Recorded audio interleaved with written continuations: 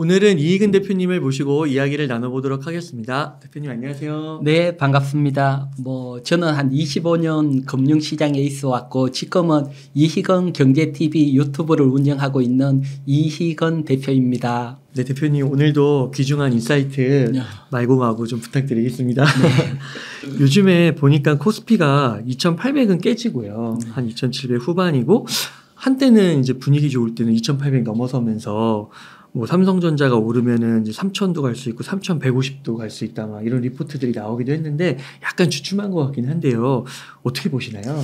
네, 지금은 또 특히 미국 또 정치적 영향도 있고 다양한 변수로 시장 변동성이 심하죠. 맞아요. 특히 이럴 때일수록 가장 기본적으로 기본에 충실해서 지금 시장 상황을 한번 설명드리려고 해요. 기본이라는 것은 다른 게 아니고 우리나라 같은 경우는 역시 수출로 먹고 사는 나라잖아요. 그래서 수출이 얼마나 잘 되는지 거기서부터 시작을 한번 설명을 드릴게요. 그래서 상반기 우리나라 수출을 보게 되면 수출의 기준으로는 역대 2위입니다. 이 정도예요? 예, 3,348억 달러. 역대 2위고, 예. 또 무역수지 흑자 같은 경우도 2018년 이후 최대 231억 달러. 네. 그래서 수출이 워낙 잘 되고 있고요. 특히 수출 가장 잘 되는 섹터는 지난 반기에 비해서 반도체는 한 52% 역대급으로 증가를 하고 있고, 자동차는 3.8% 증가했지만 역대 수출로는 1위 네. 어마어마하게 수출이 되고 있고요. 즉 가장 기본이 되는 수출이 이렇게 잘 되고 있다. 그래서 요걸 방점으로 본다면 우리 시장이 지금은 어렵더라도 결국은 시장 수출 기본으로 바탕으로 해서 시장이 반등할 걸 보고요. 또한 어떤 기업으로 따진다면 기업이 업황이 좋고 네. 그 다음에 또 수급도 중요하잖아요, 사실. 네. 업황이 좋고 수급도 좋으면 그 기업은 상승을 하듯이 지금 업황이라면 우리나라로 보면 지금 수출 잘 되고 있고, 그러면 수급적인 측면, 네. 외국인 수급적인 측면을 한번 보도록 할게요. 이것도 상반기 기준입니다. 상반기 기준으로 보면 사상 최대 약 23조 외국인 매수가 들어왔습니다. 정말요? 엄청나게 매수가 들어왔고요. 그렇구나. 사실 이게 직전 최대는 2004년 상반기 때 12조가 최대예요. 그런데 그거보다 2배, 약 2배인 23조. 거의 상반기는 외국인들이 우리나라 주식을 쓸어 담았다. 이렇게 보시면 됩니다. 이때 외국인들이 가장 크게 많이 매수한 건 역시 수출 업황하고는 무관하지는 않아요. 네. 외국인들이 가장 많이 매수한 게 반도체, 약 13조. 네. 절반 이상을 반도체를 쓸어 담았고요. 그리고 자동차들을 4조 이상 쓸어 담았고요. 네. 종목별로 본다면 삼성전자가 약 8조 원. 와, 어마어마하네요. 예, 외국인들이 어마어마하게 샀고, 그 다음 2위가 SK 하이닉스로 3조 8천억. 그 다음 3위가 이제 자동차인 현대차 3조 4,500억. 그리고 저 밑에 7위 또 기아 자동차 1조 300억 있고요. 그렇게 보면 결국 외국인들이 반도체 자동차, 네. 수출도 반도체 자동차 중심으로 잘 되고 여기에 엄청나게 몰려들었다.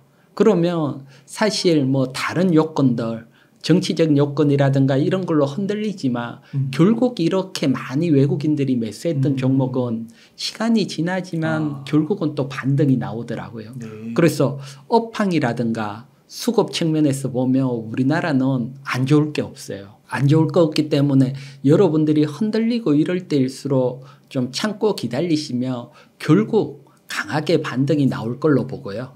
특히 이렇게 외국인들이 많이 들어올 때 1분기 원화 환율을 한번 볼게요. 네. 1월 달에 비해서 약세로 갔습니다. 그래서 보면 원화가 약세로 이렇게 갔는데 보통은 원화가 약세로 갈 때는 외국인 매도가 나오거든요. 환 손실이 나기 때문에. 근데도 외국인들이 이렇게 매수를 했다는 것은 당장 약세를 방점을 찍고 보는 게 아니고 전통적으로 지금 달러당 1,400원 가까이 있잖아요. 네. 이렇게 1,400원 가까이 약세, 특히 1,400원 넘어가는 약세는 우리나라가 딱 3번. 네. IMF 때나 2008년 금융위기, 2022년 레고랜드 때 그때 빼고는 다 1,400원 아래 그리고 강세 쪽으로 갔거든요. 그걸 보고 외국인들이 지금 막 매수를 하는 걸로 보여요.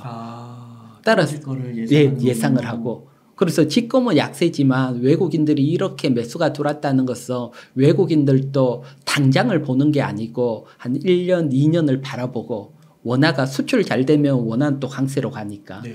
그걸 측면으로 보고 또 환수익을 노리고 지금 이렇게 들어온 걸로 보고요. 물론 원화가 확 갑자기 강세로 가기는 쉽지 않아요. 네. 지금 달러가 뭐 워낙 강세니까 달러가 강세면 원 달러에 따라 원화가 약세 포지션에 갈 수밖에 없고요. 그래서 지금까지 달러가 강세인 측면을 먼저 한번 볼게요. 달러를 구성을 하는 인덱스 요소 중에 뭐 스위스라든가 스웨덴, 그다음 이제 ECB, 유럽중앙은행, 캐나다 이렇게 구성되어 있는 나라들을 금리가 인하를 했어요. 그래서 이런 나라들이 먼저 인하를 했기 때문에 보면 뭐 유럽 환율이 먼저 하락을 한 측면이 있고요. 그래서 상대적으로 미국은 지금까지 금리 동결을 했고 네. 달러 인덱스에 포함되어 있는 다른 나라들은 먼저 금리 인하를 했기 때문에 먼저 인하를 하고 상대적으로 환율이 약세로 가는 동안 달러는 상대적으로 강세를 유지할 수 있었거든요. 그런데 이제는 이게 반대로 가는 상황으로 지금까지는 이렇게 됐다면 보면 남아있는 하반기에 보면 미국이 금리를 한 2번 정도 더 인하를 할 걸로 보거든요. 네. 그러면 이제 강세를 버티던 달러가 약세로 움직이고 상대적으로 다른 나라 환율은 강세로 그런 텀을 타면서 원화가 강세로 가고 또 우리 시장은 또 상승을 하는 그런 것들이 하반기로 가면 남아있다고 보여집니다. 그리고 특히 내년 후내년 미국이 금리를 더 강하게 인하를 하면 더 강하게 상승을 할 걸 보고요.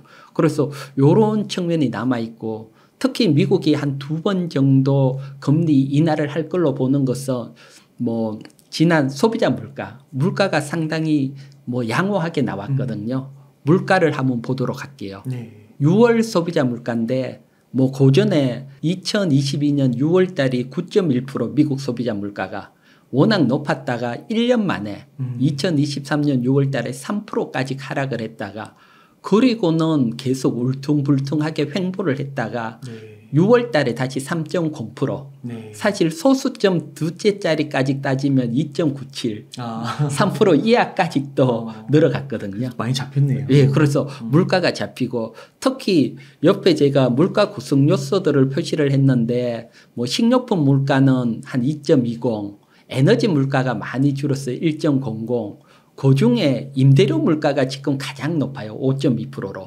그래서 가장 높은데 이 임대료 물가는 시간이 지나면 자연스럽게 잡힐 걸로 봐요.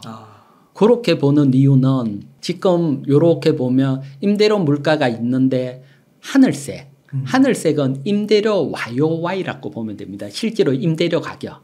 렌트비. 예. 미국 렌트비 YOY라고 보면 되는데 지금 지난달 기준으로 보면 마이너스로 갔어요. 그러네요. 전년도보다 더 낮아졌다는 겁니다. 그렇게 되면 임대료 물가는 여기에 수렴을 하거든요.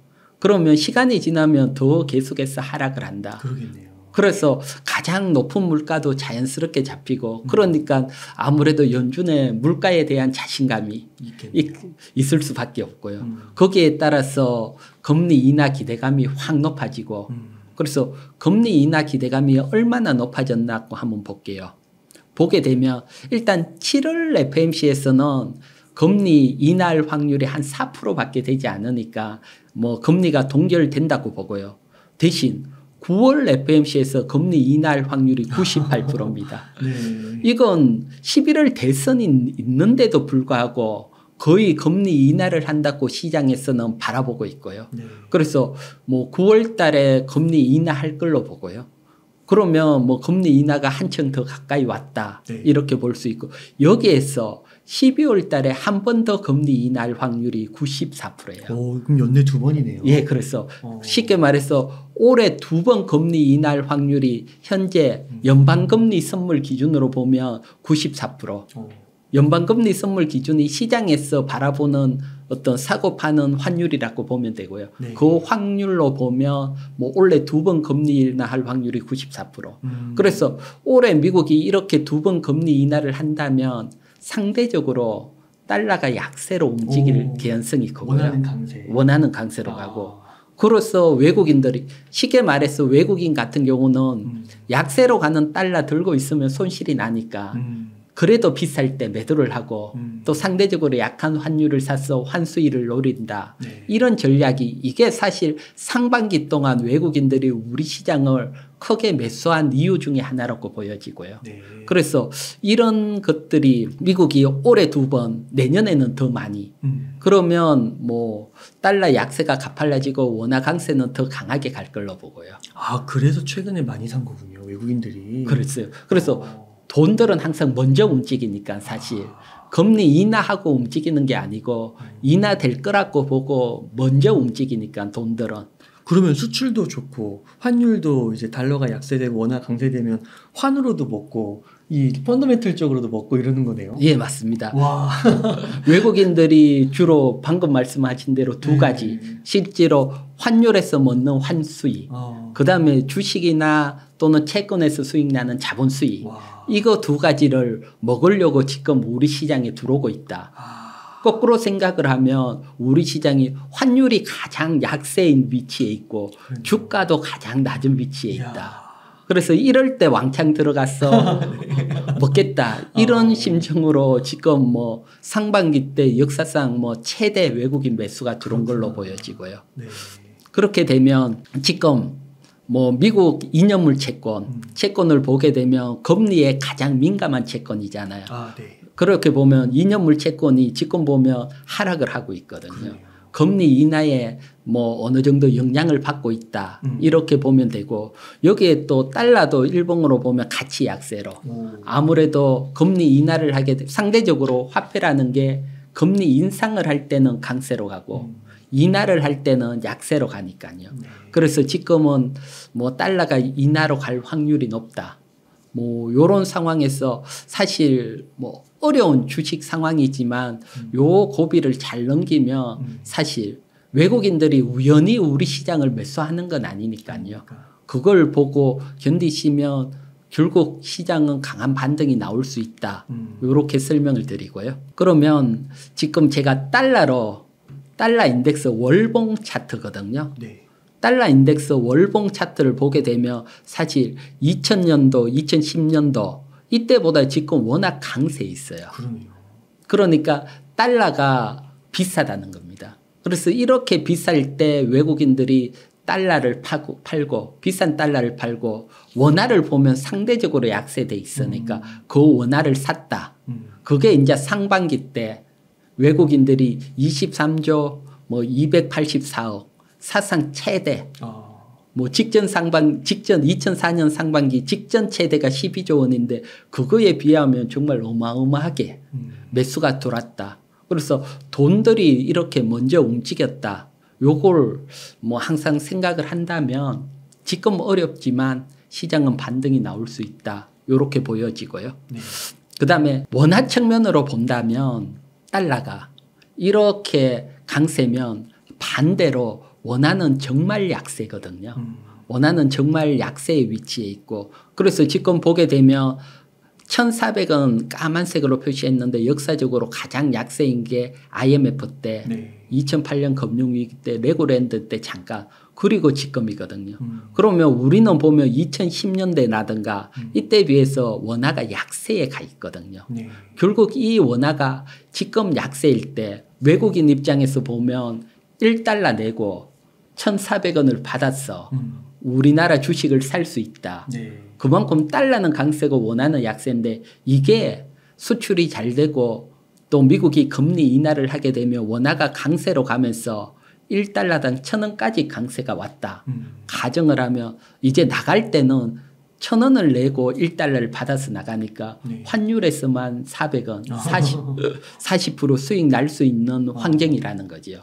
그래서 당장 눈앞에 어렵지만 외국인들은 이런 환경을 보고 지금 강하게 들어오고 있다.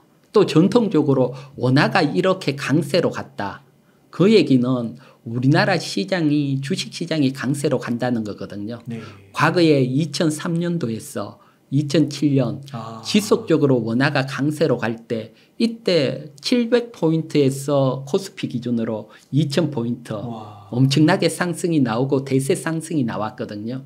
그런 측면에서 본다면 지금 약세에서 결국 내년 후내년 시간이 걸리더라도 원화가 강세로 가면서 우리 시장은 대세 상승으로 이어질 거다. 네. 이렇게 보여지고요. 또 대세 상승이 나온다면 뭐 중심 섹터 지금 반도체가 워낙 흔들리고 있지만 결국 외국인들이 매수한 종목 반도체가 지금 흔들리더라도 외국인들 매도가 많이 나오는 건 아니거든요. 네.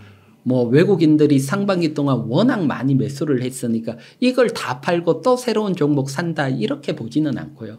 결국은 외국인들이 가장 많이 매수한 반도체 자동차 이 중심으로 시장은 다시 한번 흔들렸다 반등이 나오고 그 다음에 또 하나 보면 2차 전지는 내년에 대중화 시대 내년이나 후내년 대중화 시대가 온다면 지금 뭐 또 반도체도 흔들리고 2차 전지도 어렵지만 2차 전지에서도 우리가 타이밍을 한번 잘 받으면 또 기회가 생기니까요. 제가 그 타이밍은 뒷단에서 또 설명을 드리도록 하고요. 이처럼 전체적인 우리나라 수급이나 또는 뭐 수출 본다면 나쁘지 않아요. 나쁘지 않기 때문에 조금 여유를 가지고 시장을 바라봤으면 좋겠습니다. 아, 그러니까 일본 이야기를 뭐 한번 끌어와 보면은 엔화가 막 끝도 없이 떨어지잖아요. 네. 그럴 일은 없다. 그럴 리는 없죠. 일본은 쉽게 말해서 엔화가 끝없이 떨어지는 이유는 지금 또 양쪽 하나를 해요. 일본은 계속해서 엔화를 푸니까. 그래서 보면 아베노믹스가 딱 시작되고부터 엔화가 약세로 갔는데 지금도 계속 돈을 푸니까 계속 약세로 갔거든요. 근데 우리는 돈을 푸는 게 아니니까요. 결국은 펀더멘탈 따라 또 사실 뭐 환율이 약세로 가는 원인 중에 또 하나를 찾아보자면 중국 요인도 있기는 있어요. 지금 미국하고 중국하고 갈등, 미중 갈등을 비치면서 요번 8월 1일부터 미국이 중국한테 관세를 엄청 높였잖아요. 맞아. 200%인가 예, 부과한다고. 엄청 부과를 했거든요. 그렇게 부과를 하면 전통적으로 중국은 자신의 환율을 약세로 떨어뜨리면서 좀 만회를 하는 형성들이 있었어요. 과거에도. 트럼프 때도.